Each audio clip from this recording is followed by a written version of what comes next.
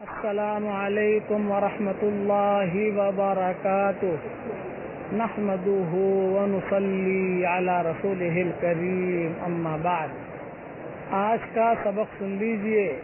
حضرت محمد صلی اللہ علیہ وسلم جب بھی سجدے تلاوت کرتے تو یہ دعا پڑھتے، چونکہ رمضان کا مہینہ ہے اور عام طور سے آدمی سجدے تلاوت کرتا ہے، غیر رمضان میں بھی سجدے تلاوت کرتا ہے قرآن پڑھتے پڑھتے، تو اس کی مسنون دعا جو حدیث میں آتی ہے وہ میں آپ کو سکھا رہا ہوں، پڑھیے میرے ساتھ۔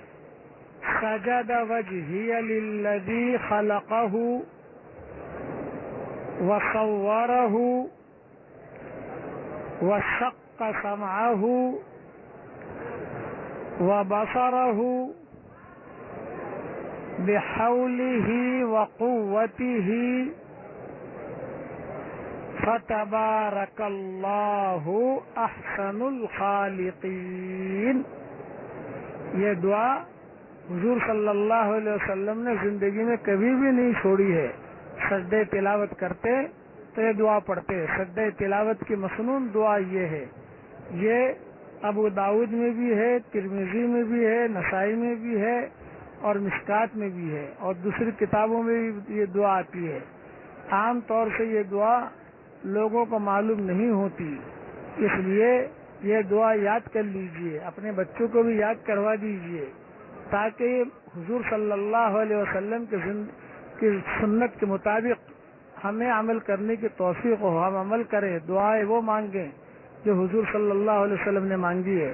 اب اس میں دعا مانگ رہا ہوں کہ اے اللہ ہم کو اعلیٰ مجلس والوں میں شامل فرما، اے اللہ جناتوں کی ہدایت کے فیصلے فرما، اے اللہ ہمارے اقدام اور اقلام کو قبول فرما، اور اے اللہ انسانوں کی بھی ہدایت کے فیصلے فرما۔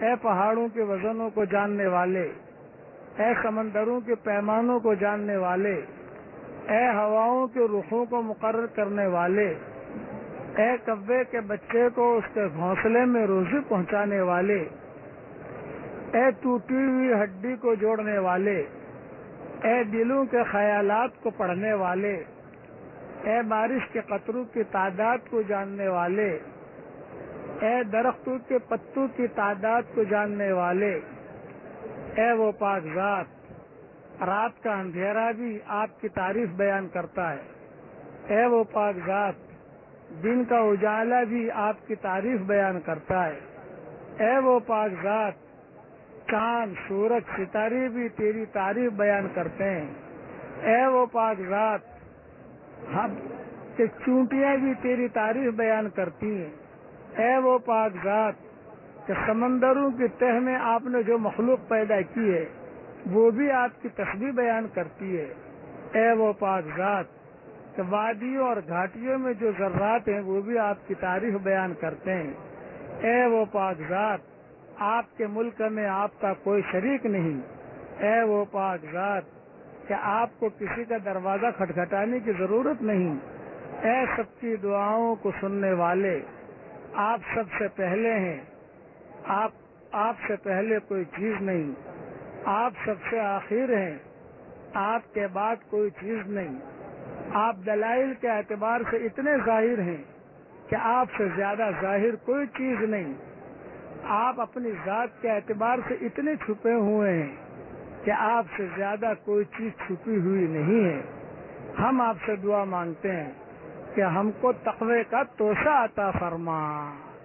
تقوی مل گیا، ہر لائن کی خیر مل گئی۔ اللہ ہم سب کو تقوی دے عافیت کے ساتھ، اور ہماری گردنوں کو اللہ تعالی جہنم سے آزاد فرما دے۔ اب پڑھیے میرے ساتھ ایک مرتبہ، لا الہ الا اللہ وحدہ لا شریک لہ لہ الملک ولہ الحمد وہو علی کل شیء قدیر۔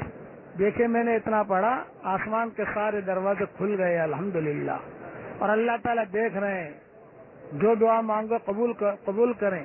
میں اللہ تعالیٰ سے دعا کرتا ہوں کہ اللہ جتنی دعائیں مانگی خیر کی لائن کی، تیرے نبی نے جتنی خیر کی لائن کی دعائیں مانگی ہیں وہ ساری کی ساری اس امت کے لیے قبول فرما، اور جن شرور سے پناہ چاہیے ان شرور سے تو پوری پوری حفاظت فرما. آمین آمین. والسلام علیکم ورحمۃ اللہ وبرکاتہ. وآخر دعوانا ان الحمد للہ رب العالمین.